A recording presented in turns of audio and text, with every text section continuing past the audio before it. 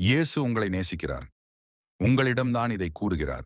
எண்ணத்தை உண்போம், எண்ணத்தை குடிப்போம் என்று உங்கள் ஜீவனுக்காகவும், எண்ணத்தை உடுப்போம் என்று உங்கள் சரீரத்துக்காகவும் கவலைப்படாதிருங்கள் என்று உங்களுக்குச் சொல்லுகிறேன். ஆகாரத்தை பார்க்கிலும் ஜீவனும், உடையை பார்க்கிலும் சரீரமும் விசேஷித்தவைகள் அல்லவா? ஆகாயத்து பட்சிகளை கவனித்துப் பாருங்கள். அவைகள் விதைக்கிறதும் இல்லை, அறுக்கிறதும் இல்லை, களஞ்சியங்களில் சேர்த்து வைக்கிறதும் இல்லை. அவைகளையும் உங்கள் பரமபிதா பிழைப்பூட்டுகிறார். அவைகளை பார்க்கிலும் நீங்கள் விசேஷித்தவர்கள் அல்லவா? உடைக்காகவும் நீங்கள் கவலைப்படுகிறதென்ன? காட்டு புஷ்பங்கள் எப்படி வளருகிறதென்று கவனித்துப் பாருங்கள். அவைகள் உழைக்கிறதும் இல்லை, நூற்கிறதும் இல்லை. அற்ப விசுவாசிகளே, இன்றைக்கு இருந்து நாளைக்கு அடுப்பிலே போடப்படும் காட்டுப் புல்லுக்கு தேவன் இவ்விதமாக உடுத்துவித்தால் உங்களுக்கு உடுத்துவிப்பது அதிக நிச்சயமல்லவா? இவைகளையெல்லாம் அஞ்ஞானிகள் நாடி தேடுகிறார்கள்.